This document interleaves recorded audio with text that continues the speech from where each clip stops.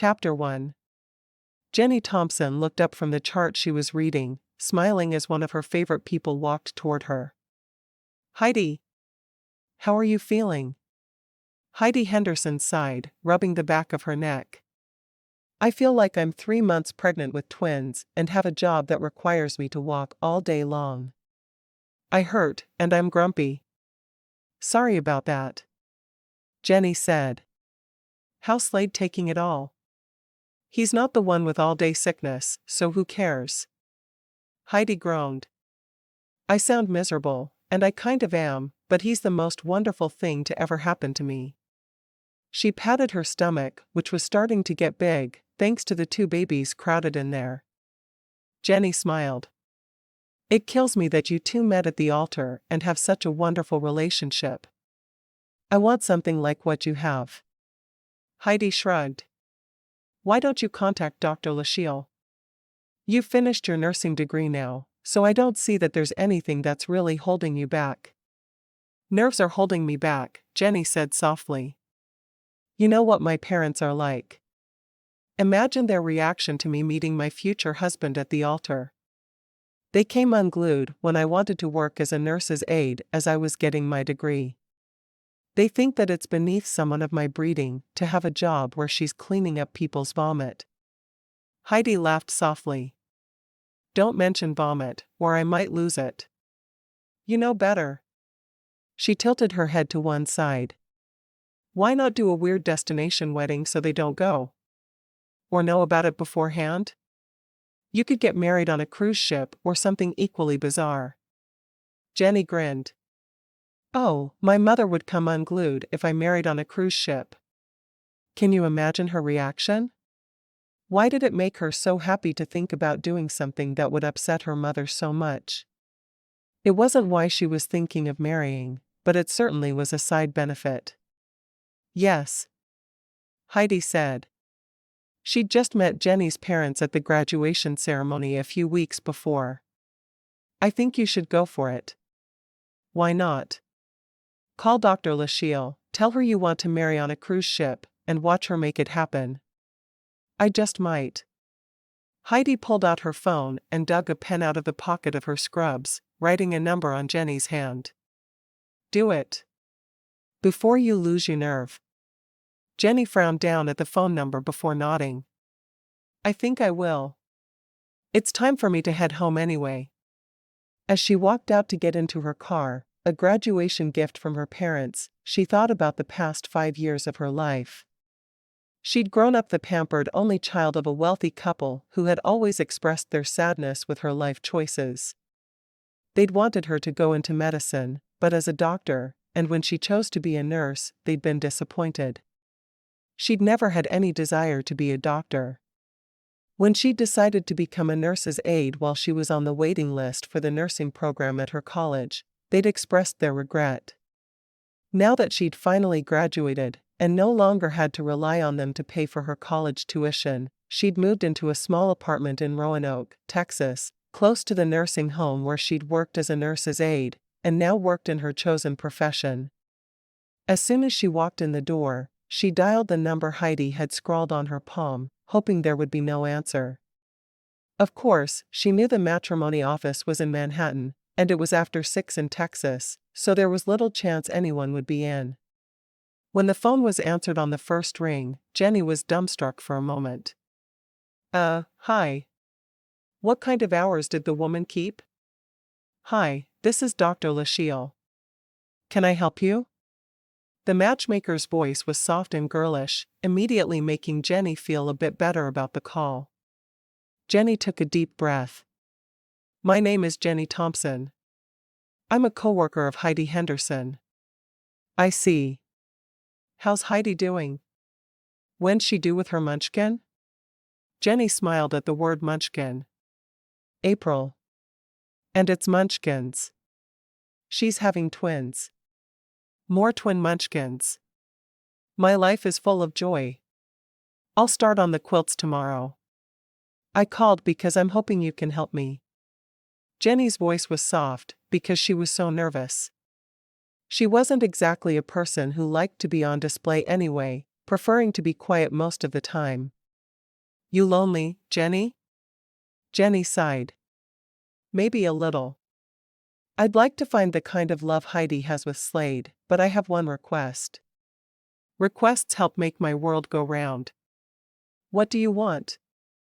I want to get married on a cruise ship. I know that's kind of weird, but my parents would never approve, so I could keep them from the wedding that way. As soon as the words were out of her mouth, Jenni realized how terrible they sounded. Dr. Lachelle chortled. It was the only way to describe her laugh. I love it. Let me check my calendar. She paused for a moment, and Jenni heard clicking sounds. I can be there this weekend. Jenni frowned. I work weekends. I'm a new nurse, so I get the yuck shifts. Would that matter to her future husband? She hoped not. Oh, I see. What days do you have off? I have Wednesday and Thursday this week. Could you fly to me? I don't see why not. Jenni loved to fly. Would you have time to help me this week? If you were here and didn't mind splitting into 2 days, I don't see why I couldn't. Have you ever been to New York? Jenni smiled at the question. My mother took me to Fifth Avenue for school clothes every year. She had some good memories of Manhattan, but she also had some that were awful. It all just depended on the year. I see. Well, you let me know when your flight is, and I'll have a car at the airport to pick you up. And Jenni? Yes, ma'am? I'm going to find you a man that's going to knock your socks off. Asterisk. Tony Jarrett stared down at the paperwork in front of him, trying to reconcile the accounting of an old friend. What is this entry for matrimony? He asked, tucking his pencil behind his ear. Seth shrugged. It's a matchmaking service I hired. The woman who runs it introduced me to my wife at the altar. Tony raised an eyebrow. You agreed to that nonsense? Who in their right mind would do such a thing? Yup. You remember Daniel from college? He met his wife that way too. So did my twin brother. We've all been really happy with her services. Tony frowned, but filed the name away in his head. He'd gone to college with Seth and Daniel, and considered them both to be intelligent men. Why would they see a matchmaker who wouldn't even allow them to meet their future wives before they were standing in front of a preacher? It was crazy. 5 hours later, Tony walked into his lonely apartment, thinking about his last 2 relationships. Both had ended as quickly as they'd started. Tony didn't exactly approve of wild living. He was an accountant, and he liked being serious-minded. Why would he want to date someone who wasn't the same as he was? Dedicated to her career and her future? He sat down at the computer and Googled matrimony, only finding rave results from people who were happily matched by the company. Maybe it wasn't such a horrible idea. An hour later, he had an appointment for Dr. Lachelle to meet him at his Arlington, Texas home to interview him, helping him find the perfect bride. He'd probably lost his mind, but he was going to give it a try. In line for his wedding cruise, Tony noticed a pretty woman around his age, and thought it would be nice if she was the woman who had been chosen for him. Just as he thought it, the 2 women she was with got into a loud argument over who was cuter. One of the girls was exceptionally tall, with short blonde hair and glasses, and the other was very short, with long brown hair. You know I'm cuter than you. I always have been. Even ask Mom, the shorter one said. The 2 women looked remarkably alike in facial features, and Tony frowned, trying to figure out what their problems were. Why disturb a whole line of people with that idiocy? The taller woman glared at the younger one. You may be able to get Mom on your side, because you always do, but I don't care. We all know I'm smarter, and that's what really matters. Smarter? Just because you talk to the people who live in your head? I have a nursing degree. The pretty woman Tony had first noticed shook her head. Can we save the arguments for the ship? You guys are making me queasy, and we're not even on board yet. He lost sight of the three as they went to get their sale and sign cards, and he was put into a different line. Why had he agreed to marry aboard a cruise ship anyway? He was supposed to get married 2 nights from then. 2 nights by himself on a cruise ship. He'd asked friends to join him, but they'd all said they were too busy with family. Soon he'd be busy with family too. Asterisk. Jenni was going to go nuts if her friends, Bridget and Kaya, kept fighting. They were twins, and she'd been roommates with Kaya her first year at UTA. She'd found she had a major in common with Bridget, though, so she'd gotten close to both. It had seemed natural for her to invite them to be her bridesmaids and come on her wedding cruise with her. She'd paid for the suite they'd all share until the ceremony on Monday evening. Dr. Lachelle had said she would be there, but if they ran into each other, they couldn't speak, because her groom could be any of the men present. Jenni was certain Dr. Lachelle was more excited to be on the cruise ship than her friends were. Lachelle had brought her husband, Sam, along with her, and she'd been bouncing off the walls with excitement. When they got to the room, Bridget insisted they immediately go stuff their faces at the buffet. "It's free food, Jenni," Bridget had said excitedly. Jenni had changed into the shorts and t-shirt she'd brought with her, despite it being winter. She was told by the next afternoon it would be a comfortable temperature. When they got up to the deck, Jenni looked around her in awe. Even though it was only 50 degrees, there were people in the hot tub and swimming in the pool. There was even one little boy screaming as he rode down the slide. They looked around to see what food was available. Bridget was squealing with excitement. Kaya rolled her eyes at her sister and said, "Calm down, Bridget the midget. Get off my back, Kaya. You're not the boss of me." Bridget wrinkled her nose at her sister and hurried over to the buffet, checking out what was available. Jenni walked off toward the pizza bar, not wanting to mess with all the interesting-looking food at that moment. Something basic would suit her better just then. Kaya followed behind her, and they both grabbed slices of pepperoni. Finding an open seat was harder than they thought. The entire deck was already full of people. Once Bridget joined them, Jenni got up to get drinks for all 3 of them. "Don't eat too much, Bridget. You need to be hungry for dinner." "I hear dinner is the best meal on a cruise," Jenni said as she put drinks on the table. None of them had ever cruised before, so it was an adventure to embark on together. "Whatever." Bridget just rolled her eyes at Jenni. She'd never much cared for her sister's opinion on anything. Jenni shook her head. She wasn't sure what Bridget's problem was, but whatever it was, she'd always had it. "Just promise me whatever you do, you won't get 3 desserts at dinner." "I've heard people do that sometimes on cruises, and it sounds like something you would do, Bridget." Kaya nodded emphatically at her sister. "Listen to Jenni for a change. Listen to someone other than the creepy voices in your head." "Like I'm the one with voices in my head." Bridget made a face. "I don't know why you guys bother. I'm going to eat what I want to eat. If you don't like it, eat with random strangers." Jenni frowned. "You don't always have to be rude, Bridget. She's just doing what she does best." Kaya said. "You know Bridget. Can't take her out around people." Jenni ignored the sisters as they bickered on, well aware that they were always at their worst when they were together, and watched the different people around her. She wondered which man there would end up being her husband in 2 days. Then a thought occurred to her that had her worried. What if he didn't show? She wasn't allowed to talk to Lachelle. How would she know if he was there? She saw Dr. Lachelle, who moved over to a table beside her. Jenni's eyes met the doctor's.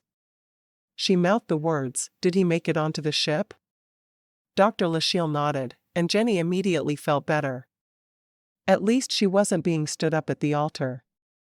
Or would it be correct to say being stood up on a cruise ship? She'd asked Kaya, but Kaya was being annoying because Bridget was there. Kaya had always had a way with words, which was why she was a writer. After lunch, they went back to the room, and Bridget read the schedule out loud to everybody. She told them what they should do, and when they should do it. I want to karaoke tonight. I think Kaya and I should sing I Got You Babe. Jenni looked at Kaya. And what does Kaya think of this idea? Kaya thinks it's a stupid idea, and she thinks Bridget should get a life. She collapsed backward onto the bed. I need a nap.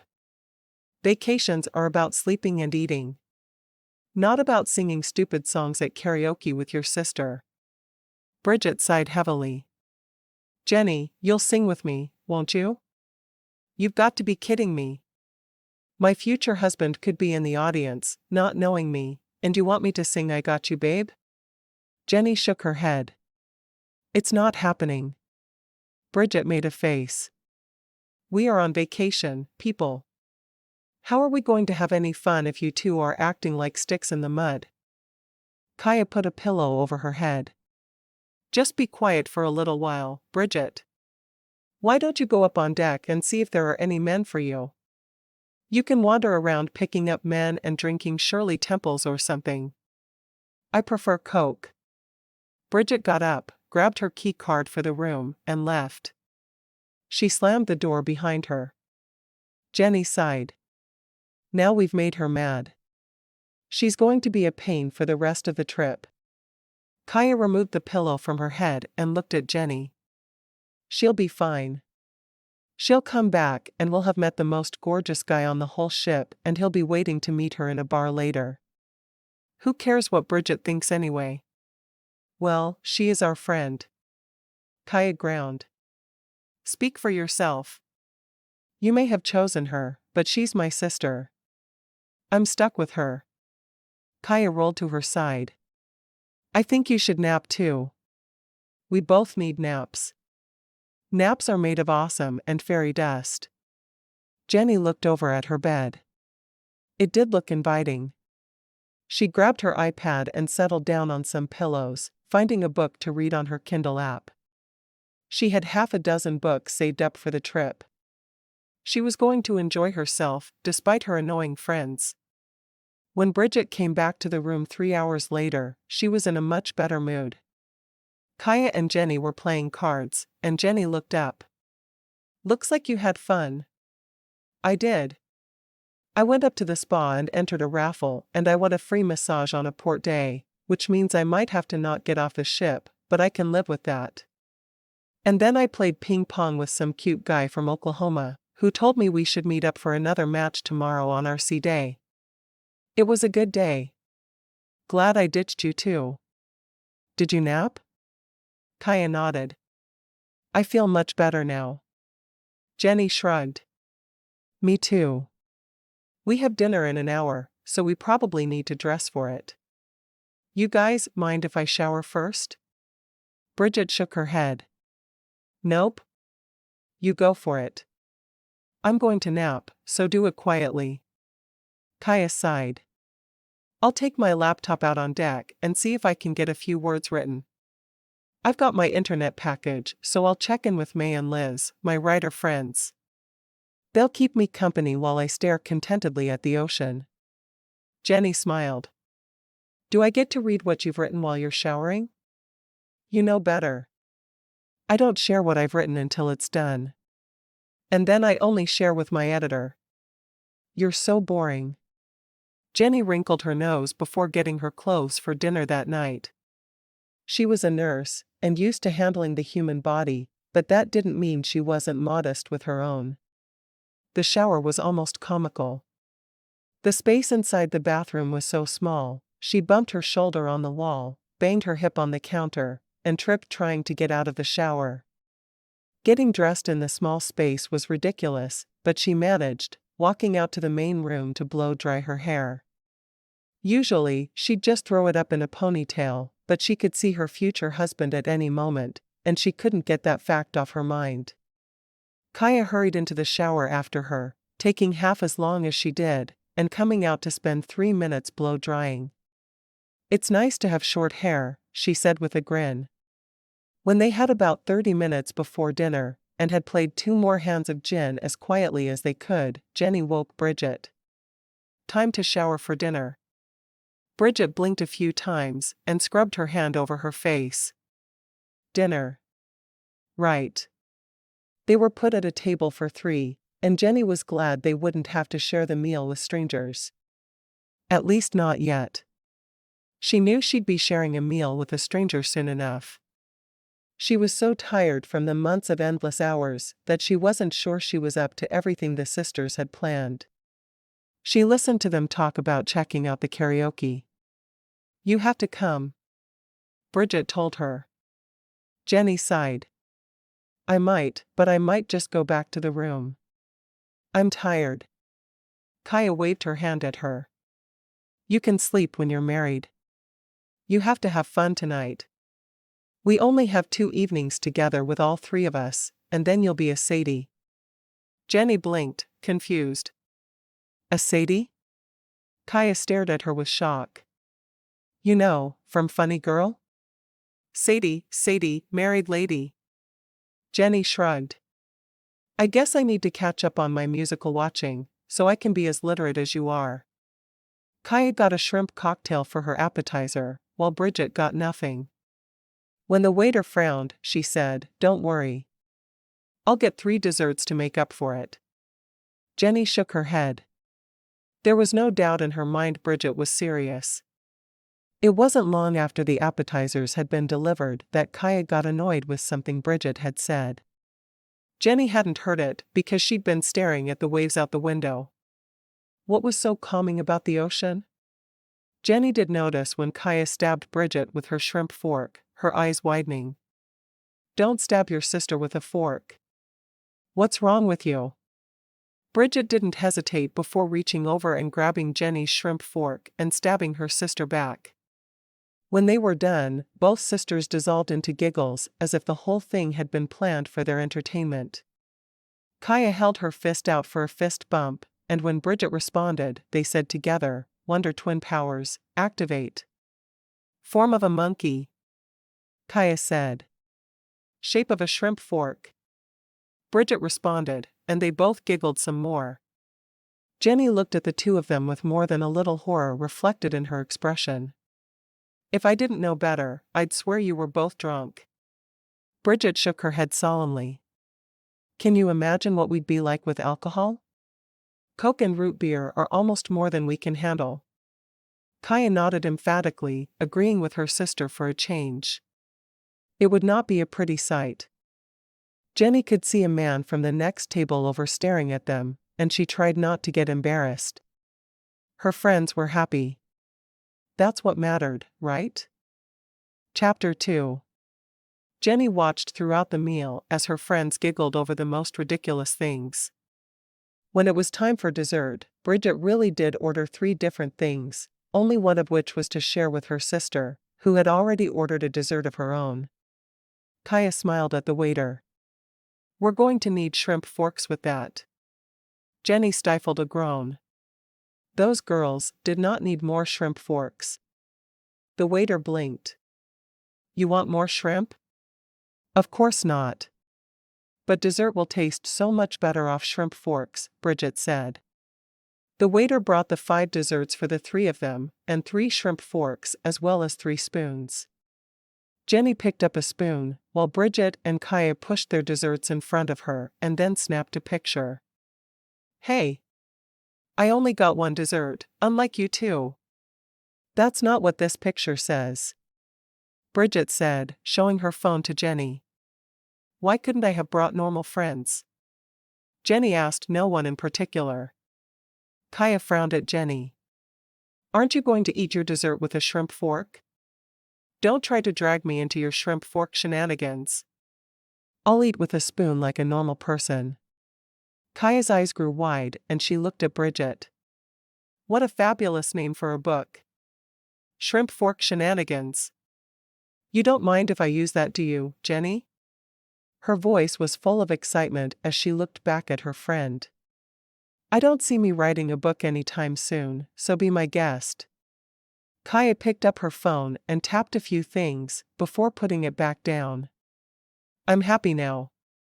After dinner, they were stopped by a photographer wanting them to pose, and all Jenni wanted to do was get away, but the twins each grabbed one of her arms and forced her to pose with them. They were giggling so hard for the pictures, their faces had turned red. Jenni knew she must have looked boring in between them, but she was still trying to figure out what the joke was. Finally, Bridget said she needed a picture with just her twin, and Jenni was relieved to watch from the sidelines. As she stood there, the two sisters put their backs together with their arms folded for a picture, grabbed a random man who was cleaning near them to pose with them, and even got a selfie with the photographer. She wasn't sure the ship's photographers were really supposed to do that, but it sure seemed to make her friends happy. "I'm going to tag them all as Matt," Kaya said as they walked away. "Going to tag all of who as Matt?" Jenni asked, falling into step with the others. "We decided to take selfies with every single photographer and tag them all as Matt. And we'll get as many random other men as we can as well, and tag them as Matt." Jenni blinked a few times. "Why Matt and not Bob or something?" Kaya shrugged. "I'm not sure really. It's just a game I play with my fans. I put a Matt into every book as my way of sending them a hug. They love it and so do I, so now I'm on a quest for Matts, real or imaginary. You know you're borderline psycho, right? That's what you love about me," Kaya said with a grin as she led the way into the lounge where the karaoke was happening. They took a table in the back, and Jenni said a quick prayer that meant the other two weren't planning on singing. Of course she was wrong and realized it when Bridget quickly ran to get a slip of paper to write their names and song preference on. "What are you singing?" Jenni asked Kaya over the obnoxious version of Journey's Separate Ways that an obviously drunk man was singing to an equally inebriated woman. "We're singing Going to the Chapel." Bridget sat back down, grinning happily. "Yup." Jenni shook her head. "You two know there's no way I'm singing with you, right?" "Your name is on the slip," Bridget said, sipping at the Coke that had just been delivered. Jenni closed her eyes and counted to 10. "You two are nuts. Why can't you be normal?" Kaya shrugged. "You wanted us to have fun and not fight." "We're not fighting." Jenni said nothing. She enjoyed singing, and she would have enjoyed getting up on stage with them at any other time, but worrying her future husband could be any man on the ship had her more nervous than usual. She wished she'd asked for the wedding to be the first sea day, but she'd messed up there. She had almost 48 more hours of torture with the Wonder Twins before her wedding. Asterisk. Tony sat in the lounge on the cruise ship, nursing a Sprite. Everywhere he'd gone on the ship, he'd seen the pretty girl from the line and her two obnoxious friends. They'd been stabbing each other during dinner and eating dessert with ridiculously small forks, and then they'd spent 20 minutes getting pictures taken with a photographer, making a line form that was blocking everyone who wanted to walk through. They were all very obviously drunk. He shook his head, a little bit disgusted. She'd seemed so pretty at first, and now he wanted nothing to do with her, which was probably a good thing, because he was getting married in 2 days. The 3 women he'd been watching were called to the front and the 2, who were obviously sisters, stood together, while the pretty girl stood in the back. Together they sang Going to the Chapel, and he sighed, getting up to go back to his room. He'd had enough ridiculousness for one night. He was ready to meet his bride and enjoy the rest of his cruise. On the morning of her wedding, Jenni slipped out of bed early, knowing that Bridget and Kaya would both sleep in. She wanted a massage and facial that day, and she'd made a hair appointment as well. She was sorry to miss their first port day, but it was more important to her she looked good for her wedding. In the elevator on the way to the spa, she saw a man she'd run into over and over, first seeing him in line to get on the ship. "Hi," she said softly. He smiled a bit. "Hi. Heading to breakfast?" She shook her head. "Nope, I'm having a spa day." She didn't mention she was getting married that night, but she wasn't sure why. "Where are your friends?" "Sleeping in." I'm sure they need to sleep half the day away after their drunken time last night, he said, his voice biting. Jenni wrinkled her nose. He was good-looking in a nerdish sort of way, with dark hair and big brown eyes. She would have been attracted to him if he hadn't been so judgmental. My friends don't drink. She got off the elevator as it opened, not willing to spend another minute with him, even if it meant taking the stairs up the final 2 floors. Her massage was first, and she was able to relax as the tiny little woman from Thailand worked her sore muscles. She'd never in her life been so in need of a little tender loving care. The nervousness that was part of marrying, especially a stranger, was really getting to her. As she went from one spa service to the next, taking only a short break to get some lunch, she felt more and more relaxed. She was still nervous, but having people work on her made her feel better. When her hair and makeup were finally done, only an hour before the designated time for her wedding, she got back on the elevator going down to the suite she shared with her friends. The Wonder Twins had promised to pack her things for her move to the room she'd share with her husband, and when she got back, she found they'd done exactly as promised. Bridget was sitting on her bed, painting her toenails, while Kaya stood at a mirror fixing her makeup. I hope you know how much I love you, Kaya said, her mascara brush poised. I don't paint my face for just anyone. Jenni grinned. I love you guys too. I'm glad you'll be here for my wedding. As nervous as she wasn't certain she could go through with it without her friends. Thanks for bringing us, Bridget said with a grin. And thanks for putting up with us. I know we're a handful when we're together. Jenni nodded emphatically. I don't think I'd ever have become friends with you together. I had to get to know you each separately for me to be willing to spend 5 minutes with you. They seemed almost normal when they weren't together. Kaya shrugged. Even our mom doesn't like us together. We either fight or laugh at ridiculous things. We're choosing to laugh and not be mad at each other, and trust me, that's the best thing for us. She put down her makeup and turned to look at Jenni. Wow. They did a great job. You look beautiful. Jenni put her hand over her stomach, trying to still the fluttering there. I'm so nervous. She hoped the man she was going to marry was a good one. What if he was a closet serial killer? Surely Dr. Lashiel had made sure he wasn't, but how could anyone really know? As a romance writer, and an expert on romance. Only in your own mind. Bridget called. Kaya ignored her sister and finished her sentence. I can say, without a doubt, that if you weren't nervous, there would be something very wrong with you. Almost as wrong as there is with Bridget. I heard that. You were meant to. Kaya called back. I'm going to put my dress on, and then I'll come help you. Jenni nodded, even more nervous now. Please don't let them fight as they walked down the aisle. Because there wasn't a large wedding party, Jenni had decided to have her 2 best friends walk down the aisle arm in arm, which she was already regretting. Hopefully they hadn't sneaked any shrimp forks out of the restaurant. She could only imagine how bad that would be. One of them lying on the floor bleeding because the other had stabbed a little too hard and fun would ruin the wedding. Lashiel's husband, Sam, had offered to walk Jenni down the aisle, but she didn't want that. If her father couldn't be there for her wedding day, then she wasn't going to thumb her nose at him by having a stranger walk with her. 30 minutes later, the 3 of them left the room and went to the 3rd floor, where she'd be married by the captain in front of a huge stairway. Jenni wasn't sure her legs would support her as she stood for a moment, looking around for her favorite purple-haired matchmaker. When she spotted Dr. Lashiel, she saw her talking to 2 men with their backs to her. By the shape of him, she immediately knew one was Sam, so the other must be her future husband, the man of her dreams. There were photographers everywhere, ready to snap pictures, and Jenni wasn't surprised to realize she already knew most of them by name.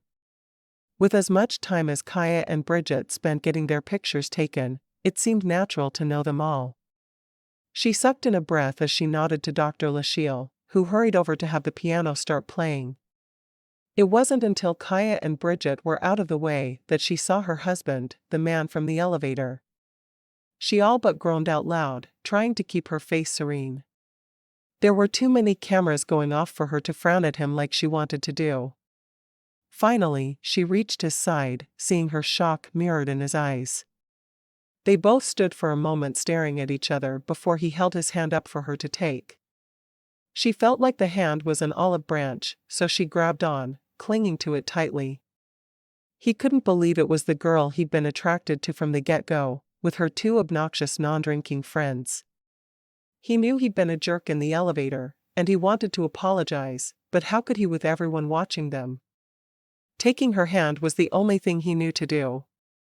The taller of her friends was carefully blotting at her face with a tissue, trying to dry her tears, while the younger was poking the taller in the back. Was that one of those tiny forks in her hand? If this was how the two women acted when they were sober, he didn't want to imagine what they'd be like drunk. Dancing on tables, no doubt. As the captain went through the marriage ceremony, his voice filled with a strong Italian accent, Jenni watched him through her eyelashes. Taking deep breaths, she told herself he was just having a bad day when he'd said those things earlier. Surely they'd get along, no matter what he thought of her friends. After all, even she'd been a tad bit annoyed with how obnoxiously Kaya and Bridget were acting. When the captain invited him to kiss his bride, he looked down into her beautiful eyes for a moment, before lowering his head and gently brushing her lips with his.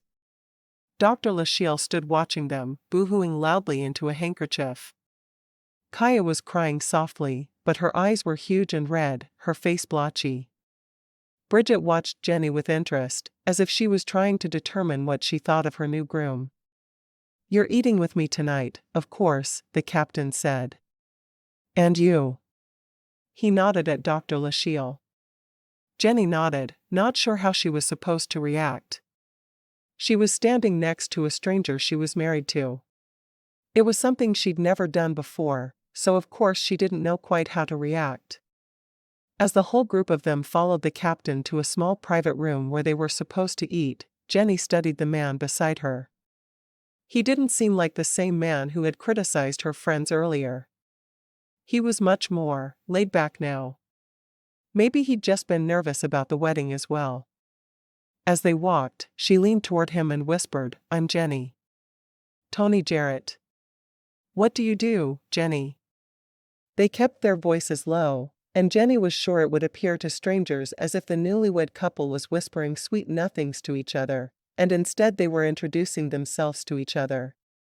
What a bizarre situation. He kept his hand at her elbow, needing to keep touching his new bride, trying to ensure she wouldn't escape. Why he was convinced she'd run, he didn't know. He was almost 6 feet tall, and she was about 6 inches shorter than him, splitting the difference in the height between her two friends, who were very obviously sisters. "I'm a nurse up in Northlake, Texas, which is just north of Fort Worth." He nodded. "I know the area. I live in Arlington." She nodded with a smile. She hadn't wanted to relocate, and Dr. Lachelle had obviously had that in mind when she chose him for her. "What do you do, Tony?" "I'm an accountant. I work for a large CPA firm up in Grapevine." Grapevine was much closer to Northlake than Arlington was. Maybe he'd eventually be willing to move north. "You seem like someone who would be a CPA." He was very serious from what she could see, so he'd obviously chosen his career well. "I'm not sure if that's an insult or a compliment," he said as he held her chair out for her at the formal table the captain had led them all to. It was in a room off the main dining room, but they could see the dining room through a window. "Neither. It's an observation. Your career seems to suit you very well." "It does. How does nursing suit you?" Jenni shrugged, her bare shoulders catching his attention. "I think it suits me well. I just graduated in December, but I was a nurse's aide for 3 years while I was waiting for a spot to open up at UTA's nursing school, and then while I was taking my nursing courses." He smiled at that. "I went to UTA as well. Graduated 4 years ago." You were a senior while I was a freshman then. That's where I met my friends who came with me. The tall one is Kaya, and she's a romance writer. The short one is Bridget, and she's a nurse like me. She leaned close as if to impart a great secret. They're fraternal twins, not identical. He found himself grinning at that.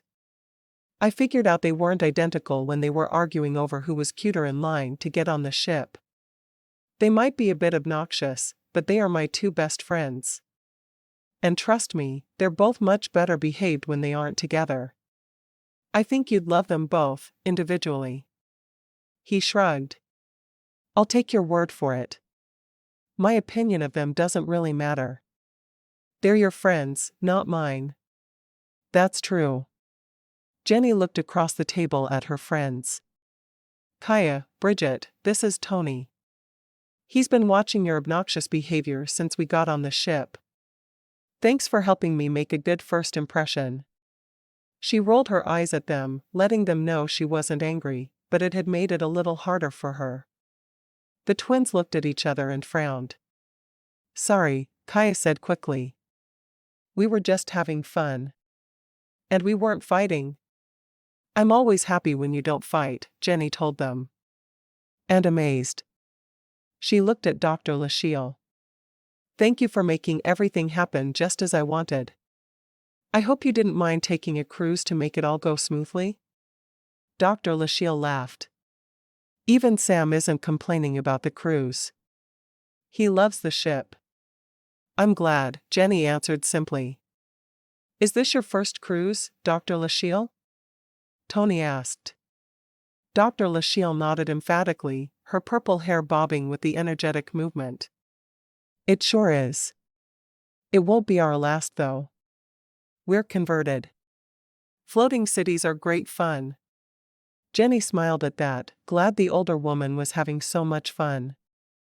When they were asked for their food preferences, both Bridget and Kaya ordered the shrimp, and Jenni closed her eyes, worried about what they'd do with the forks they were presented.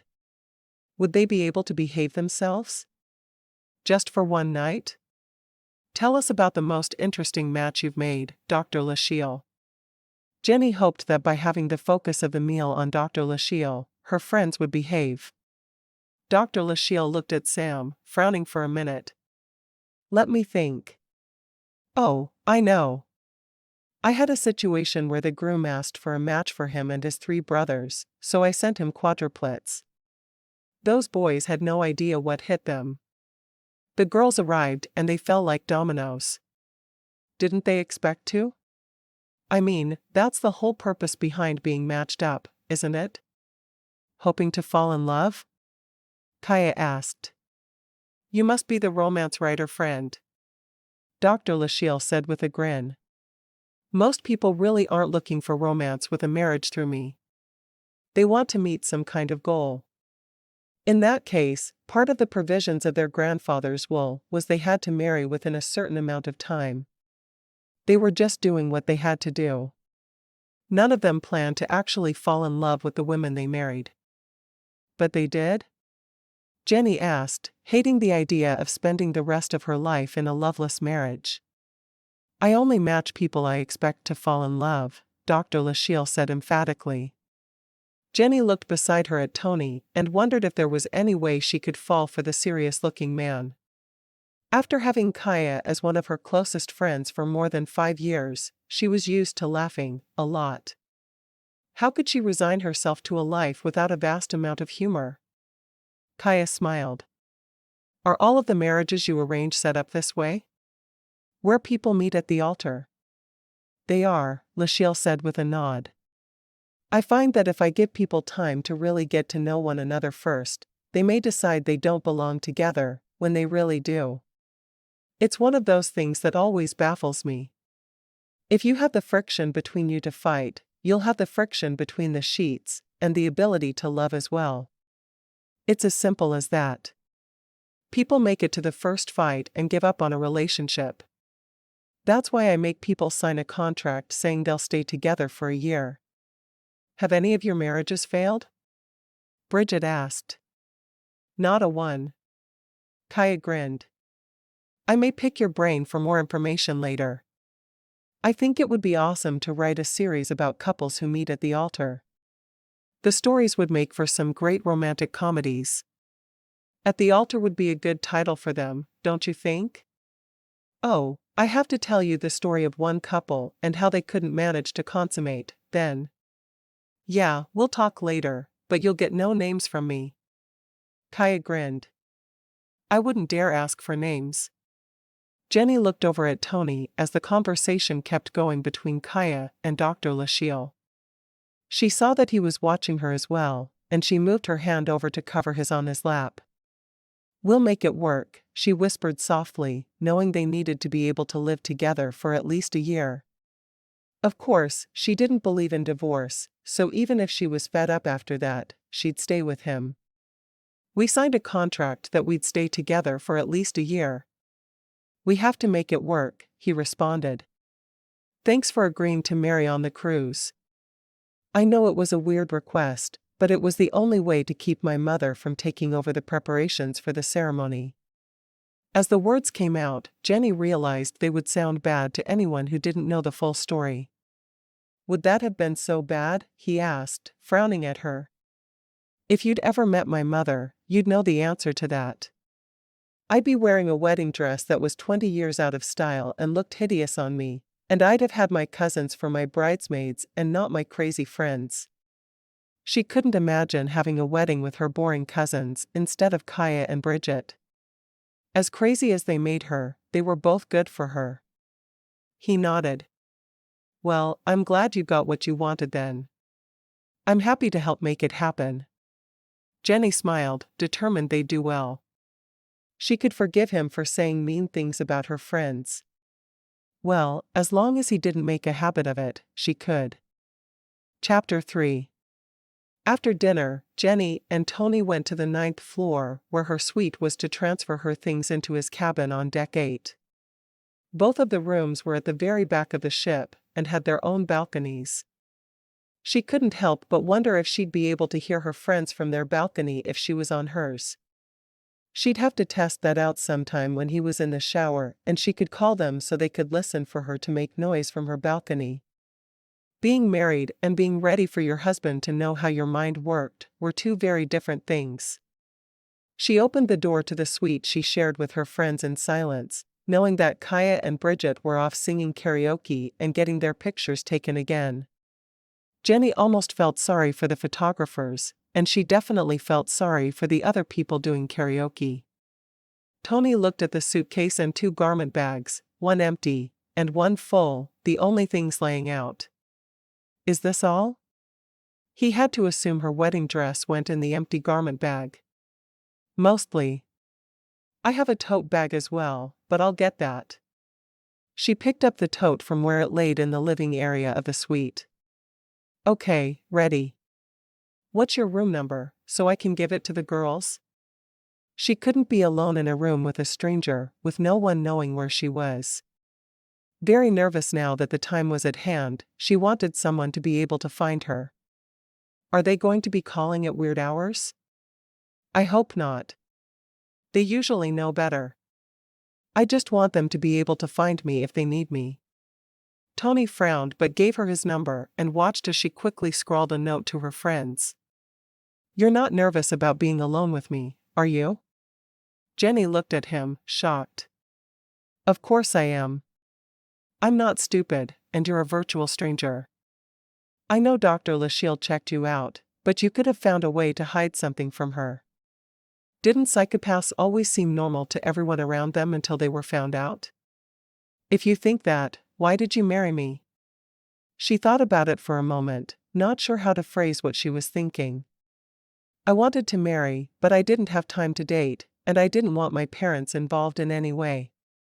I didn't want to get married in a traditional way, and my friend did well with matrimony, so I tried. Your friend? What's her name? Heidi Henderson. We worked together. Henderson? One of my friends used Matrimony, and that's his last name. She's not married to Seth, is she? Could Michelle use another name that he didn't know about? Jenni shook her head, opening the door and heading to the elevator, very aware of him behind her. No, she's married to Slade. That's Seth's twin. Wow. I had no idea you knew Slade. You know Slade? He shook his head. No, but I feel like I do, after being friends with Seth since our college days. That makes sense. Why don't you want your parents involved? He asked. Did they know you were getting married? She shook her head. No, I didn't want them to. My parents, well, they come from an old family. There's money involved, and they've been disappointed in me since I announced in high school that I wanted to be a nurse. How could anyone be disappointed their daughter wanted to be a nurse? It was a good profession and seemed to pay well. What on earth was wrong with being a nurse? She sighed. They thought I should be a doctor. Nothing I do is ever quite good enough. No man I've dated has ever met their expectations. I thought I'd save myself a lot of heartache by not letting them be involved. Tony used his key card to open the door to his suite, and looking around, she saw it was identical to the one she shared with the girls. He put her suitcase onto the bed so she could unpack. I left all the top drawers open, and there are lots of hangers in the closet for you. Thanks. Jenni felt strange unpacking her clothes in front of a stranger, but what could she do? It needed to be done, and he plopped himself down onto the bed to watch her. She balled her underwear up in her hand as she carried them to put into the top drawer, feeling funny about him seeing them. And how was she going to get out of her wedding dress? She'd needed Kaya's help to get into it, and she didn't feel comfortable asking him, but calling her friends would be even worse. You don't have to be nervous around me, you know. She frowned. I think it's just one of those ingrained things. I've never been one to go to bars, or go home with men I just met, or even men I've dated. I'm not like that. So meeting you today, and being alone with you in a room tonight is strange. Well, we're married, Tony told her logically. We're going to be naked together before too long, so I don't think you should worry about that too much. She sighed. I wanted to talk to you about the naked together thing. He groaned. Dr. Lachelle told me you might ask me to wait for sex. I was hoping she was wrong. He'd had their wedding night all built up in his head, and he knew he shouldn't have after being warned, but that didn't change how he felt. Jenni frowned. I'm going to ask you to wait. At least a little while. It's not that I don't find you attractive, because I do, but sex with a stranger is just weird. Surely he'd understand she needed time to get to know him first. A stranger who just so happens to be your husband. Can you give me a month? How about 2 days? She frowned. 28 days. 5 minutes later, they'd arrived at 2 weeks. But I get to kiss you whenever I want, he said. She nodded. I like kissing you. You're not going to make me sleep on the couch, are you? He asked, indicating the couch in the second room of the suite. Jenni thought about it for a moment before shaking her head. No, I think we'll be fine sharing the bed. I'll sleep on top of the sheet, and you sleep under it. Are you kidding me? You don't think we can even touch? She shrugged. I thought it might make it easier for you to do it that way. Would you rather we were both under the sheet? I think if I can't make love with my new wife, I should at least be able to hold her close. Is that too much to ask? Tony was starting to think the whole conversation was ridiculous. Of course, it took a bit of pressure off him too. He'd been nervous about making love with the woman he'd spend forever with. I guess not. It feels weird. She put the last of her clothes away before moving her suitcase under the bed and out of their tiny space. I have a favor I need to ask for. He raised an eyebrow at her. What's that? Wedding dresses aren't made to get out of on your own. I need help. She presented her back to him, showing him the tiny buttons there. So I get to unwrap the present and not play with it. He sighed. Story of my life. Please, she asked, feeling like a first-class jerk for even asking. He moved behind her, unbuttoning her gown. He kissed the side of her neck when he was finished. There. She turned to him, holding her dress up over her breasts in the front. Thank you. He watched with a frown as she dug through a drawer for something, before disappearing into the bathroom. He laid back on the bed, his hands folded behind his head, and stared at the ceiling. Disappointment didn't even begin to describe his emotions. She came back into the room, wearing a pair of comfortable-looking pajamas, and sat on the very edge of the bed. Do you want to look at excursions for tomorrow? She asked softly. Cozumel is supposed to be beautiful. Tony shrugged. We can do something if you want. He hadn't pictured doing anything after they were married except making love, so he had no preference at all. Jenni hurried over to the schedule for the following day, pulling out the insert about the excursions that were available. We could go on a submarine, swim with the dolphins, snorkel, spend a day at the beach, or just wander around shopping. Or we could stay on the ship?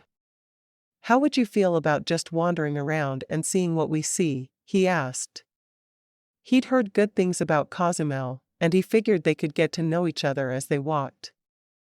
Jenni nodded, putting the insert back down and sitting on the bed beside him nervously.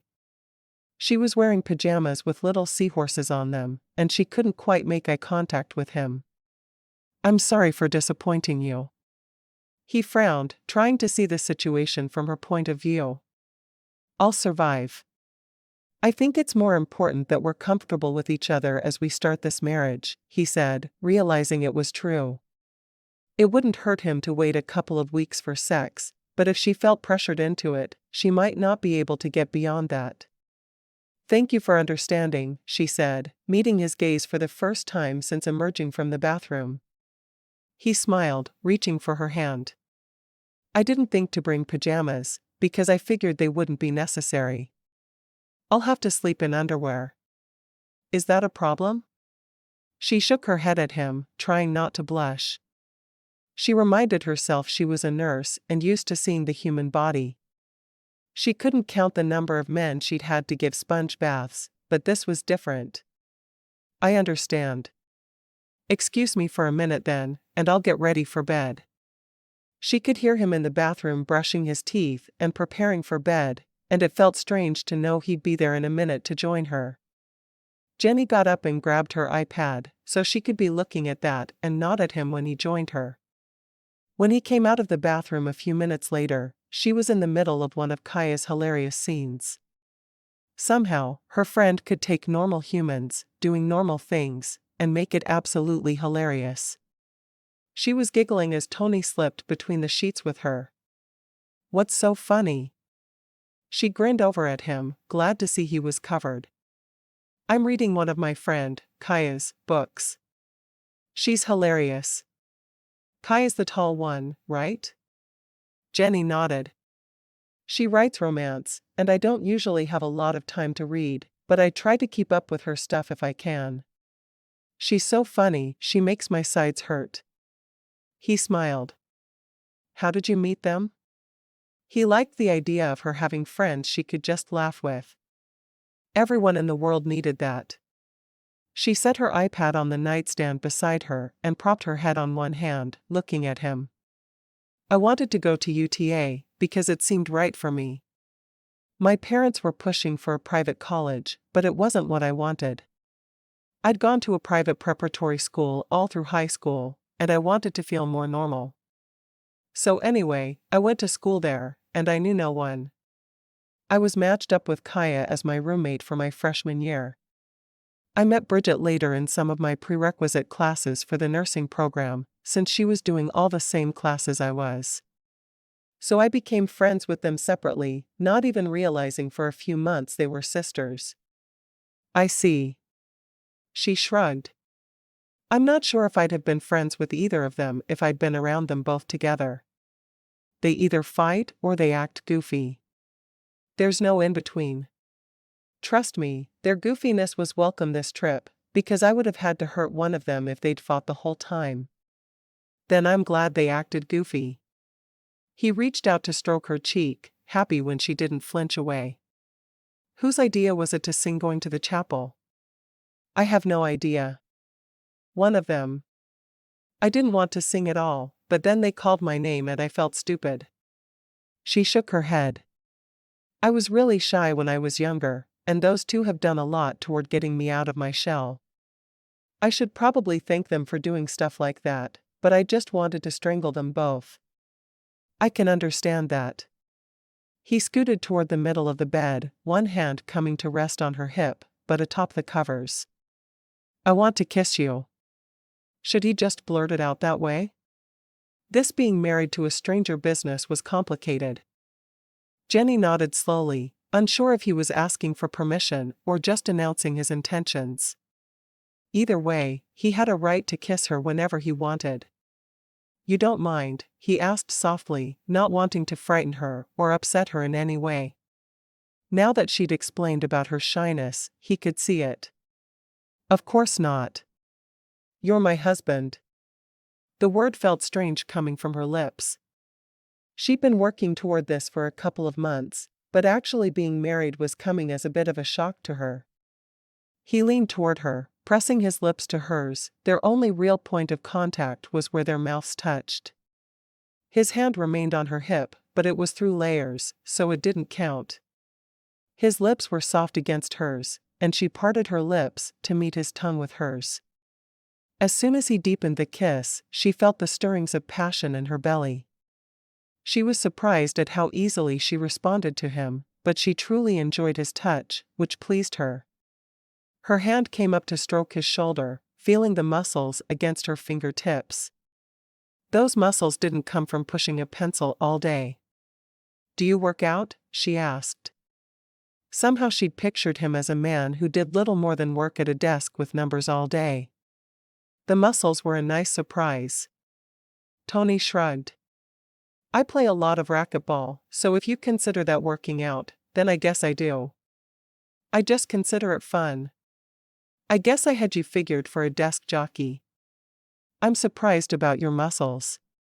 He smiled. Not all accountants are boring. After he'd said the words, he almost added that he was one of the boring ones, but he'd wait until she figured that out for herself. Hopefully it would take a long time. Tony reached behind him and pushed the button on the wall that plunged the cabin into darkness, pulling her to him, so her head was resting on his shoulder. Tell me about a normal day for Jenni. Jenni yawned, covering her mouth as she did. I'm up early, usually by about 5, because I have to work at 7. Some of the nurses where I work haven't gotten used to the fact that I'm one of them now, so they still give me some of the grunt work, but that's okay. I go into work, do my rounds, help with whatever needs done around work. Heidi Henderson, Slade's wife, is my immediate supervisor. We used to eat lunch together a lot, but now that I'm a nurse too, we don't get as much chance to do that. Do you like what you do? There's nothing else I can imagine doing. I don't only love being a nurse, I love working in a nursing home. The people who live there keep me in stitches. It's truly what I've wanted my entire life, and it's really come true for me. I'm glad. What about you? What's a typical day for you? Tony stroked her hair as he answered, marveling when she didn't complain about him touching her. I'm up about 5 as well. I have a quick breakfast, and then I head to the gym. I have a friend I play racquetball with every morning. I get to the office about 8. Work until about 5. I'm not on a strict schedule as long as I get my work done. Some days I work from home. I bet that's nice. When you work from home, you can be in charge of supper. You think I can cook? He asked. She shrugged. You've been on your own long enough to figure it out if you couldn't before. I work a lot of hours, and I'm not going to do all the housework. She needed to get that out there now. If they needed to, they could use her salary to pay for a maid and some kind of food delivery service. She had a trust fund, so she didn't exactly need to work. She never had. Don't worry. I cook. I'm not a gourmet chef or anything, but I do enjoy cooking and I do it a lot. I hate eating out all the time. Me too. I mean, a cruise is nice, because you get good quality food without having to cook. Have you been on a cruise before? It was her first, and she was enjoying it around being racked with nerves over meeting him. No, this is my first. I thought it was very strange that my future wife needed to be married by the captain of a cruise ship, but I went along with it, because Dr. Lachelle told me that she'd found the perfect wife for me. And? Has she? Jenni found herself very attracted to her new husband, and hoped he felt the same. I'm not sure yet. I sure hope so. I saw you in line on the first day, and your friends were already being strange. I thought you were really pretty then, but I almost swallowed my tongue when you came down the aisle toward me. Of course, when I saw those two coming at me arm in arm, I thought about running for it. Then I remembered I was on a cruise ship, and I wouldn't get very far. Just remember, they're my friends, but that doesn't mean I'm just like them. Don't paint us all with the same brush. Keep me separate in your mind. I'll do my best, he told her. I have to admit, they made me question you at first. Well, they're both good people, especially when they're not together. I don't know why they fight like they do, but they can be a pain. I only saw that one argument in line. Why do they keep stabbing each other with tiny forks and laughing? That is something the world may never know. Jenni wished she understood the obsession with the shrimp forks, but she wasn't sure she ever would. Where are the forks coming from? She sighed. They come if you order the shrimp cocktail, so they both order the shrimp cocktail for dinner every night, even though Bridget never eats hers. And then they ask for more shrimp forks for dessert. Trust me, they have issues, but if they can take their aggression with each other out by stabbing each other with a couple of shrimp forks, it's better than fighting. I'll take your word for that. He was silent for a while, stroking her hair.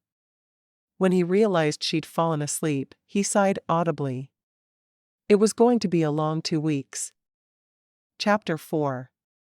Jenni woke with something heavy over her waist as she lay on her side, facing the wall in her cabin. She moved her hand down to stroke the object, and quickly realized her new husband had his arm around her. Tony. Her husband's name was Tony. She turned over to look at him, hoping she'd catch him sleeping beside her. Did he drool in his sleep? She'd fallen asleep so quickly, she had no idea if he drooled or did anything else.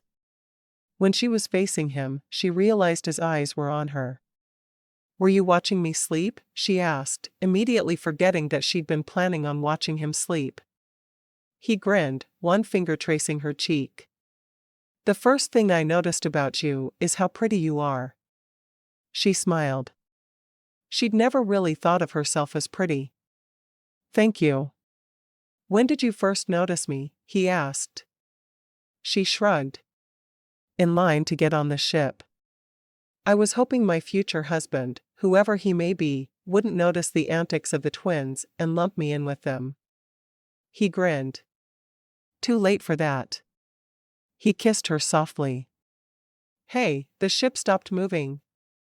So are we going to go play in port? One of the few things she'd learned from her mother was the joy of shopping. She was definitely a retail therapy kind of girl. Absolutely. With a quick kiss, he rolled out of bed, and she got a good view of his bottom in his tight boxer briefs. She closed her eyes, blushing. You use the bathroom first. He looked at her and laughed. You should be used to mostly naked men. You're a nurse. Yes, but I'm not planning to someday make love with any of the mostly naked men I have contact with daily. She waited until his laughter died down and he closed the door of the bathroom behind him before opening her eyes again. She jumped out of bed and quickly found clothes to wear for the day, a little surprised at how timid she felt around him. It was strange, but there was a definite attraction there, and she'd just chalk it up to that. An hour later, they'd had breakfast and were walking along the path that led to solid land. They had to dodge all the people taking pictures and go through a store, but they finally made it to the other side. I want to shop in all the silly tourist shops and see what I can find that just screams Mexican honeymoon to me. Jenni was thrilled that he was willing to go along with her in her shopping madness. She wouldn't expect it often, but if he could do it whenever they traveled, she'd be thrilled. He shrugged, taking her hand in his. The more she got used to his touch, the faster she'd agree to the sex part of their marriage. She wandered into store after store, and he followed along, helping her find silly souvenirs for people at home. Oh, wow. I need this for my friend, Heidi. She's having twin girls. Slade's wife, right? Jenni nodded. Yup. She held up 2 tiny little Mexican party dresses. One pink and one red, don't you think? He knew nothing about dresses, babies, or Mexican attire, so he did the most logical thing he could think of. If you like it, then it's brilliant. No opinion, huh? Tony laughed. None whatsoever. Thanks for asking though. She saw a big jug of vanilla and frowned. My mom's cook is from Mexico, and I've heard her complain that you can't get good vanilla in the US. I need this too. Before they left that shop, his arms were full of bags, but he wasn't complaining. She seemed to be having fun, and that's what mattered to him the most. He loved how excited she got bartering with the people in the stalls and finding little gems for people she loved back home. They went into a restaurant in the large port area, not wanting to walk all the way back to the ship for lunch. Let's see how real Mexican food compares to Tex-Mex, she suggested, excited to just spend time with him doing something normal. He dropped his load of packages on the floor beneath the table. Are we done shopping yet? Of course not. I have not yet begun to shop. My arms are going to be falling off by the time we get back to the ship. And remember, we have to get all this stuff home. He shook his head, thinking about how crowded their cabin would be for the rest of the trip. Even a suite on a cruise ship was smaller than a regular hotel room. She shrugged. We'll buy another suitcase if we need to. He shook his head at her, realizing she really must have come from wealth. I guess we can do that. He'd never in his life had the kind of disposable income it would have taken for him to be willing to just buy another suitcase for souvenirs. Oh, trust me. It's better than filling up our arms. Once they'd ordered their drinks, she looked down at her hand, which was locked with his. I'm glad we did this today. I think it's a good way for us to get more comfortable with each other. I can't believe we're going to be back in Galveston the day after tomorrow. Did you drive down with the Bobbsey twins? They prefer to be called the Wonder Twins, but yeah, I rode with them. Bridget drove, which was an experience in and of itself. She thought about Bridget driving over a median going at 45 miles per hour back in Arlington and shook her head. The girl needed a few more driving lessons before she should be allowed behind a wheel. I can just imagine a long car trip with those two. It was fine until they started singing every Disney song they could come up with, but then I was ready to strangle them both. The Circle of Life was really interesting, because neither of them can carry a tune. Of course, what they lack in talent, they make up for with volume. She shook her head, repeating Bridget's words about their singing. She loved them both, but they were insane. He shook his head. I'm so glad I wasn't part of that. Yes, you really are. Jenni shook her head. They're my best friends. I shouldn't talk badly about them. She'd been worried her ears would start bleeding any moment throughout the morning drive down. Tony shrugged. I don't think you're talking badly if everything you're saying is true, and having met them, I'm sure it's true. Her friends were definitely unique individuals. She grinned, squeezing his hand. I want to get a few more gifts for people back home. There's an elderly woman that I think of as a surrogate grandmother there. I'd like to find some kind of necklace for her. He hadn't gotten her an engagement ring or wedding ring, so he nodded. I wouldn't mind shopping for jewelry.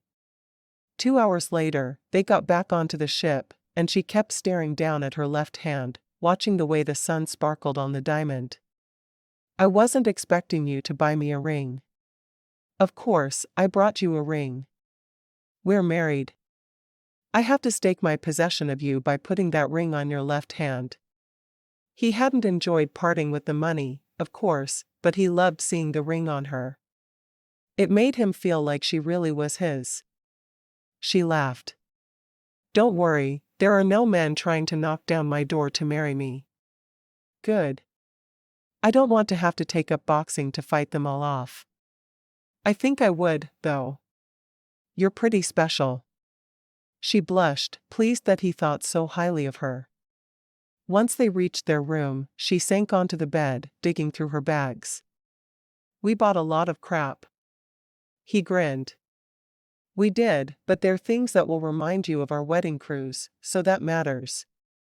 Would you have a huge problem if I took a nap? She asked. I feel like I should stay awake and talk to you, but I'm fading fast. I never have time to take a nap at home. He looked at his phone for the time. We have 3 hours before dinner. Yes, nap. He picked up a paperback from his nightstand. I've got a book to finish before this cruise is over anyway.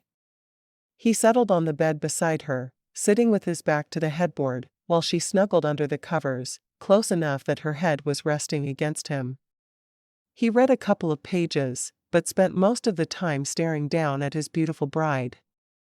Today had told him all he needed to know. Dr. Lachelle had once again worked her magic. The woman was practically perfect in every way. Asterisk. Jenni felt funny going into the dining room and sitting 2 tables over from her friends. She thought about joining the others, but she knew she needed to spend time alone with her husband. He wouldn't appreciate the twins' antics anyway. She ordered the shrimp cocktail, and showed Tony the little fork that came with it, and he shook his head. Where did they come up with the idea of stabbing each other? That's a rhetorical question, right? She asked. There were no answers for why her friends did things, and trying to figure them out was simply asking for a headache. The meal was much more subdued, with just Tony beside her, but Jenni had no complaints. She could hear her friends' manic giggles from 2 tables over, and once looked at them and caught Kaya's eye. Kaya winked, and she knew then all was well. They were still having fun without their mediator. So often her presence had been the only thing keeping the sisters from strangling one another. Why are vacations so exhausting? She asked softly. Tony shrugged. I think anything that gets us out of our routine is tiring. And we spent 5 hours walking around in the heat of the sun today. We should be tired. That's true. The drink waiter stopped at their table and frowned at her. Weren't you at the other table? The one with the girls who drink Coke and root beer, but act like they're drinking vodka? His voice was thick with a Serbian accent. Jenni smiled. I was. I got married last night, and now I'm sitting with my husband. The man gave her an odd look before wandering away. Tony smiled. It must seem weird that you were on a cruise ship with your fiancé and not spending any time with him at all. I guess that's true. Jenni shrugged. Whatever. I don't care what random strangers on a cruise ship think. Not now. I did at the beginning of the cruise, because I wasn't sure which of the random strangers I'd end up married to. He grinned. Makes sense to me. He brought her hand to his lips, causing a flutter of feeling deep inside her. I'm glad I was the random stranger you were marrying and not some other man. Me too. She pulled her schedule for the evening from her pocket. We could go to the dance show in the main theater tonight. Or we could do karaoke again. Do you enjoy singing? She was actually a very good singer, but she was sure he wouldn't believe that after she sang with the twins. I love to sing. My friends make fun of me, because CPAs aren't supposed to like karaoke. Well, we should do that then. I don't mind. I like to sing as well. He nodded, smiling at her. Sounds good to me. They ran into Kaya and Bridget on their way to karaoke. Kaya hugged Jenni, whispering in her ear. Everything good? Jenni nodded. Very good. He's a good man. I'm glad. You guys doing karaoke again? Bridget asked. If so, save us seats. We have 5 more photographers to see tonight. Are you getting photos with all of them every night? Tony asked. There's an unlimited photo deal, Kaya said. We believe in getting our money's worth. Bridget nodded. Yup. Mom's going to be so proud of us. She will. I can't wait till she sees the pic with both of us kissing that photographer.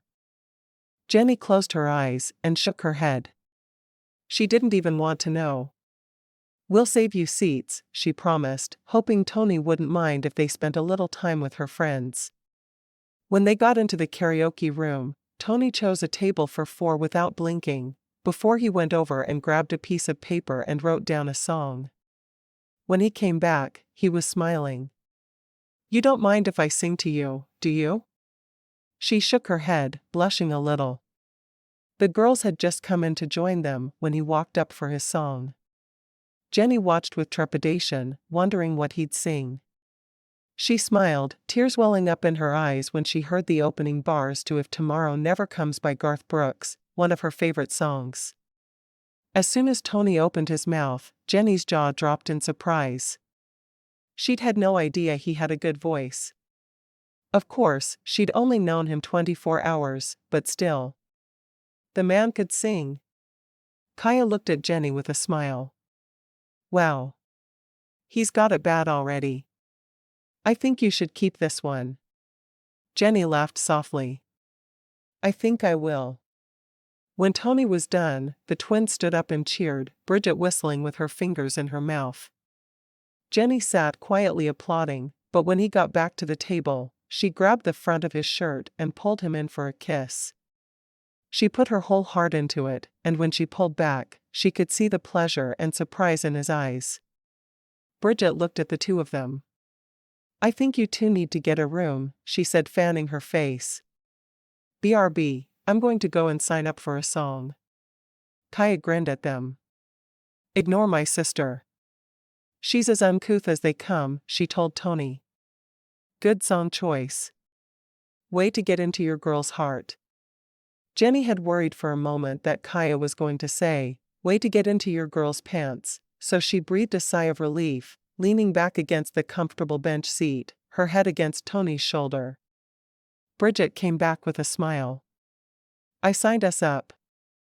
Oh, what song did you pick? Man by the Forrester Sisters. Bridget answered immediately. Jenni sighed. I'm not singing that with you. We need you for the lead. Kaya's got a voice that sounds like worn-out brakes. Bridget's got a voice that sounds like a cat dying, Kaya responded, making a face at her sister. Kaya's voice sounds like a hearing aid when it's turned up too high. Bridget's voice sounds like someone raking their nails on a chalkboard. Tony watched the sisters for a moment before turning to Jenni. Yeah, their drunk act is probably better than this. Anything is better than this, Jenni returned. I'm not singing Men with you too. I'm just not. Ah, come on, Jenni. You know you're the only one of the 3 of us who has a decent voice, Bridget pleaded. Then you should have picked a different song. Tony nudged Jenni. I don't mind if you sing it. Are you really that good? Jenni shrugged. Not as good as they make it sound. Yes, she is, Bridget said. And she knows it. She was always singing in school. Kaya nodded. I make it a habit never to agree with my sister, but I have to on this. Jenni's voice is amazing. Sing, Tony urged. He really wanted to hear her if her friends believed she was that good. Jenni took a deep breath. She wasn't sure she was ready to sing for him, but she finally nodded. Okay, I will. Bridget applauded. We'll just do backup then. You can sing all the important lines yourself. They listened to an off-key rendition of Wind Beneath My Wings that had them all flinching with pain. I may not be able to sing, but at least I know how bad I sound, Kaya said. That woman thinks she's good. When it was time for Jenni and her cohorts to sing, Tony applauded his new wife as she got onto the stage. He couldn't help but wonder if the twins were just playing or if she really was good. It only took one line of the song for him to know there had been no joking involved. Jenni could sing. She could really sing.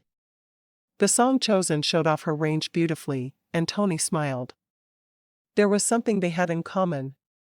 He applauded along with the rest of the room. When she came back to him, he hugged her close. We need to do a duet tomorrow night. You're amazing. She blushed, smiling. Thank you. I love to sing. She'd taken years of singing lessons when she was young, because her mother thought her daughter should be good at everything. It had turned her off of singing, but now maybe she could start enjoying it again with Tony. They said goodnight to the girls soon after that, taking the elevator to their cabin. Once they were back, Jenni smiled. Want to go out on the balcony for a bit?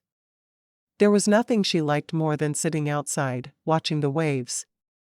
It was an experience like no other. He nodded. I'd like that. Once they were on the balcony, their chairs at the very back, side by side, Jenni turned to him. Kaya and Bridget were on their best behavior tonight. I could see that. He stroked his hand up and down her arm. Did you ask them to calm things down? She shook her head. I didn't. They knew you weren't exactly impressed with them, so they calmed down on their own. His touch on her bare arm had shivers going through her. Catching her hand, he pulled her from her chair over onto his lap. I want to touch my wife. Is that allowed? Jenni stroked his cheek with her hand, feeling the scratchy stubble. Your wife likes it when you touch her. She leaned down, brushing her lips across his, feeling bold. His hand stroked over her back, skimming against her neck. He wondered if he dared try to touch one of her breasts, and felt like he'd gone back to 12th grade, wondering if he could cop a feel of his prom date. She turned toward him more, her hand stroking over his shoulders and chest. There's something about a man's shoulders that make me feel all fluttery inside. He grinned at that. Stand up for a second then. When she complied, he peeled off his polo and threw it to the floor of the balcony, before pulling her back down on top of him. That better? She nodded. Much. No one can see us here, can they? He shook his head. No. Not here. Not unless they're in another ship with binoculars, and we'd see the lights of another ship if there was one there. His hand stroked her cheek. Now, where were we? I believe I was touching your shoulders. She pressed her lips to one of them, as his hands moved under the back of her shirt. I like it when you touch me, she said softly, a little embarrassed, but more aroused than anything else. When her teeth scraped against his shoulder, he jumped a bit, surprised, but loving the feeling. He didn't worry about where his hands went after that, pulling her blouse over her head and leaving her in her capris and bra. His hands stroked over her shoulders and cupped one of her breasts through her bra, his thumb and forefinger toying with her nipple. She sat up straight on his lap and reached behind her, unfastening her bra and letting it drop before leaning down and pressing her lips to his again. He groaned softly as her breasts pressed against his bare chest. You're killing me, Jenni. I am? You're not bored? Jenni had always assumed she'd be bad at this. She'd never had a serious boyfriend to test it with, but she'd just somehow known. He took her hand and pressed it against the front of his pants, so she could feel how very interested he was. Not even a little bit. She squeezed him through his pants. Do you remember what I said about waiting a couple of weeks? She was glad it was dark, and he couldn't see her face, because she wasn't sure she'd be able to be so bold otherwise. He nodded. I do. He immediately took his hands off her, taking deep gulping breaths. He wasn't going to renege on their deal. Her lips were pressed to his ear when she whispered, I changed my mind. Make love to me, Tony. Tony stared at Jenni in surprise for only a moment, before he jumped to his feet, grabbed her hand, and pulled her into the cabin. He wasn't about to give her time to change her mind. Chapter 5. When Jenni woke the following morning, she opened her eyes to find Tony watching her once again. Thinking of their night together, she blushed, moving toward him to bury her face against his chest. Tony grinned, his arms closing around her. She may be embarrassed about what had happened the night before, but he was only pleased. The night had been magical for him, and he never wanted to forget a single moment of it. Morning. Morning, she mumbled against his chest. He kissed the top of her head, because that was the only part of her he could reach. Hungry? She shook her head, refusing to look at him. Nope. You know, you're going to have to face me sometime. She shrugged. I can hide under the covers all day. Room service will bring me food. But you'd have to go to the door wearing nothing. You could go to the door for me. She still didn't peek her head out from under the cover. Tony sighed. If you go to eat breakfast with me, I'll find a good duet for us for karaoke tonight. Jenni looked up at him for just a moment. You'll go out on the balcony while I get out of bed and get dressed? Nope. I won't. You're mean. I wouldn't say mean, it's for your own good. You have to be able to face me someday. We are married after all. We are, she peeked up at him again. Are you sure you can't go on the balcony while I get up? He nodded. I will, however, go to the bathroom and shower so you can do whatever you need to do in here. She kissed his chin. Sounds like a good compromise to me. He laughed, tilting her face up for a real kiss. I'll be quick. He rolled to the side of the bed and walked toward the bathroom, obviously unashamed of his nakedness. She closed her eyes for a moment, but then realized she had every right to look, and she followed him to the bathroom with her gaze. When he got to the door, he winked at her before going in. After the door closed, she jumped up from bed and hurried to put on a nightgown, which was the best option until she was showered. She picked up her iPad and stared down at it. She had a few minutes to read, but her world had just tilted on its axis. She still didn't meet his eyes as she went into the bathroom a short while later, her clothes held in her hand. How could she? At breakfast, she was staring at her eggs when she realized she didn't even know where they would live. Do you have a house or an apartment? She asked. Are you ever going to look at me again? Tony asked, refusing to answer until she met his gaze. I'm not sure yet. House or apartment? I refuse to have conversations with the top of your head. Jenni frowned, but turned her head to the side, so she was staring at the man at the table next to her instead. House or apartment? Tony stared at her for a moment before choking out a laugh. Your smart-mouth friends seem to have rubbed off on you. She turned to him, grinning. Fine. I'm looking at you now. House or apartment? I have an apartment in Arlington. It's pretty small actually. What about you? She sighed. An apartment, but it's not terribly small. Lease is up next month, so I'm free to move anywhere. Do you want to look for a house in Grapevine? He asked. Or Southlake would split the difference between our workplaces. She shrugged. I'd prefer Southlake. I hate having a long commute. He nodded. That works for me. He forked up a bite of his eggs, tilting his head to one side. Thanks for finally looking at me. I thought maybe I'd done something wrong. Jenni blushed. No, I think you did everything just right. Not that she knew. The whole thing had been a new experience for her. He took her hand, stroking the palm with his thumb. So you don't want to wait 2 weeks to try it again? She shook her head. No, I don't want to wait 2 weeks. Are you just trying to embarrass me? Why? Is it working? Tony asked, a grin transforming his face. She stuck her tongue out at him, jumping when a voice behind her said, I can't believe you're already fighting. It was Bridget. Then she heard Kaya's voice. Bridget the midget has issues. She thought she found the man of her dreams, but he was with someone else last night.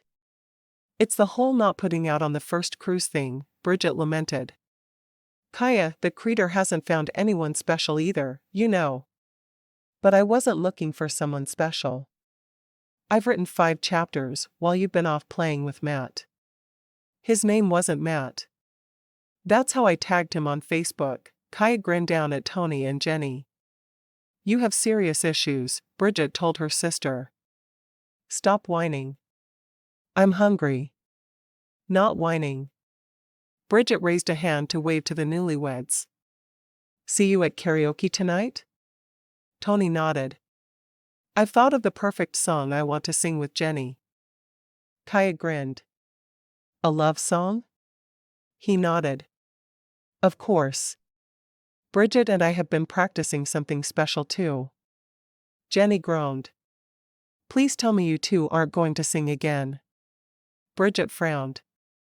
You haven't enjoyed our dulcet tones? They're going to make you two swim back to shore, Jenni warned. I can see where our musical abilities aren't appreciated. Kaya spun away and walked toward the buffet, wrinkling her nose as she went. Bridget shrugged. I don't care if you love me for my brilliant singing as long as you love me. Jenni sighed. I love you both. Please don't sing. We could not sing as a wedding gift. Perfect. Jenni responded enthusiastically. But we probably won't. We wouldn't want to deprive the passengers who aren't tone deaf. Have a good day, Bridget. Bridget leaned down and hugged Jenni. Love you. She kissed Jenni's cheek before hurrying off after her sister to the buffet. Tony shook his head. What will they sing? They've been threatening me with I got you, babe. I swear, I will murder them both in their sleep. Jenni shook her head, clearly exasperated. They wouldn't really sing a love song to each other, would they? Tony asked, surprised at the idea of it. Have you met them? Do you really think there's anything they wouldn't do? Tony groaned. You have a point there. And it's a very good one. I have a feeling there will be a room full of scarred karaoke participants tonight. Why change now? If people are still going, it's their own fault. Don't you think? Tony didn't bother to respond because he was afraid to. She was right. They should have learned their lesson when the sisters had showed up the first night. Asterisk. Getting off the ship the following morning proved to be a hassle.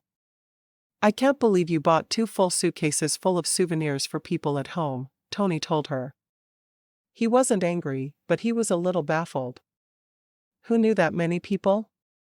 Jenni shrugged. We'll make it. She dragged 2 suitcases, with a tote bag tied to the top of one of them, while he dragged 2. Where are you parked? I stayed at a hotel near here, and they had a place to park and a shuttle. He pointed to the shuttle area. I'm told we wait there until our shuttle comes, and they drive us to our car. They stood with their suitcases, and he kept giving her a goofy grin. Finally, she smacked his arm. Stop that. Stop what? Your goofiness is starting to embarrass me. I'm not goofy. He countered. I'm boring. Ask anyone who knows me, especially my secretary. She tells me I'm boring every single day. I'll have to meet your secretary. You're anything but boring, Tony the CPA. She leaned over and kissed his cheek, thrilled they were together. Dr. Lachille waved at her from across the way. Jenni. Jenni smiled and waved at the matchmaker, frowning when she hurried toward them. Here comes Dr. Lachelle. Oh, great. Tony had no desire to see her gloat about what a good match they were. Let's pretend to hate each other. Think she'll fall for it? Jenni asked, immediately understanding. No clue. Worth a shot. As soon as Dr. Lachelle was within earshot, Jenni glared at Tony. I can't believe you made me bring all of my suitcases out here by myself. I was led to believe you were a gentleman. You were the one who brought 2 suitcases full of souvenirs for everyone at home. What were you thinking? You didn't marry Superman. Too bad. I should have married anyone but you. Dr. Lachelle stood staring at them for a moment. Don't even try to fool me. I saw her kiss you just a second ago, and everyone heard you sing to each other last night. I heard you were second only to Kaya and Bridget singing I Got You Babe. Those 2 are insane, Tony said, shaking his head. When Jenni told me that's what she thought they'd sing, I was sure she had to be joking. That song is not meant for twin sisters to sing to each other, loudly and off-key. Face it, Jenni said, shaking her head, nothing is meant for those 2 to sing to each other. They're the worst singers on the face of the earth, and they need to stop inflicting their special torture on the world around them. Talking about us? Kaya asked from behind her. It's a good thing I talked Bridget out of stealing shrimp forks from the dining room, because she'd totally be stabbing you with one right now. I thought you were our friend. Jenni hugged Kaya. I am your friend, but my ears are still bleeding a little after I got you, babe. Bridget smiled, brushing her long brown hair out of her face. We did rock it, didn't we? Kaya rolled her eyes at her sister. I rocked Sunny's part. You singing Cher's part left a lot of room for improvement. I told you we should have practiced in our room first. Practice? Bridget asked indignantly. Why would we practice? We're born singers. Mom should have had us on stage when we were little girls. She would have, but she was always embarrassed of the way we behaved in public. I still don't get it. Kaya shrugged. Jenni looked at Tony. Don't worry. Kaya lives in Arlington, and Bridget lives in Denton. We'll very rarely see them both at the same time. That's probably for the best, Tony said. Kaya flew at Tony, hugging him tightly. You know you love us. Just be good to Jenni. We won't have a problem removing your precious parts and feeding them to you, otherwise. Tony blinked a couple of times before slowly nodding. I won't hurt her. Bridget hugged Tony as well.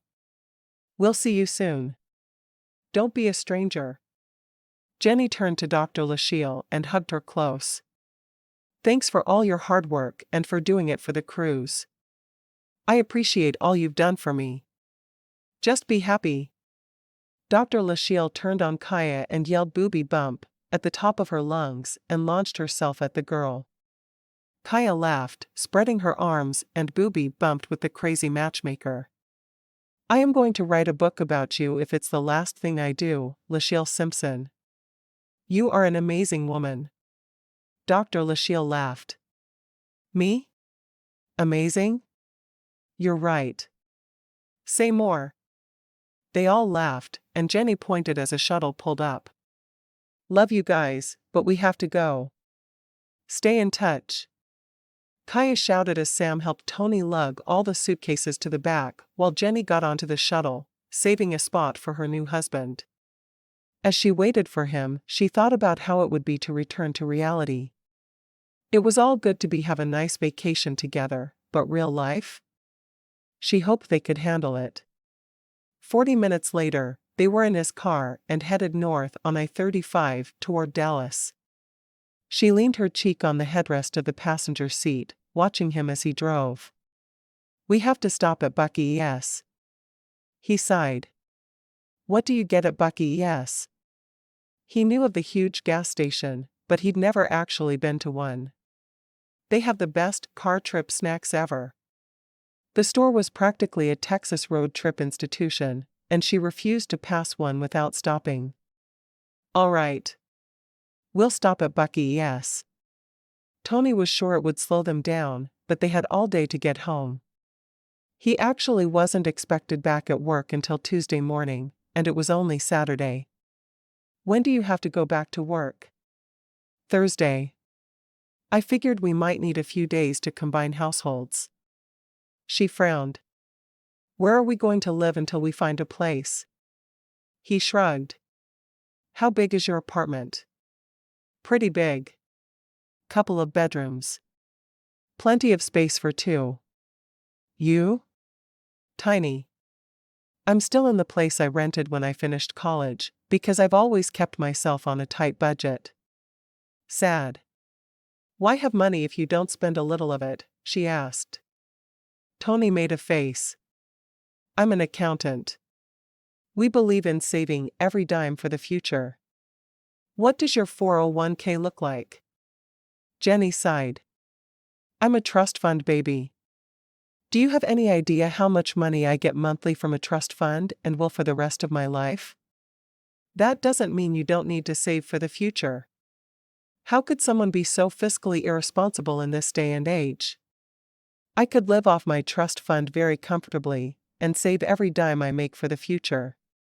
He frowned, realizing for the first time just how diverse their backgrounds had to be. "I grew up the son of a single mother who struggled to buy me school clothes secondhand every year. But he'd always had new clothes." He couldn't complain about that at all. Jenni sighed. "My mom took me shopping in Manhattan for school clothes every year. Sometimes she was embarrassed about the affluence she came from, but he needed to accept all of her." "You're kidding, right?" "I wish I was.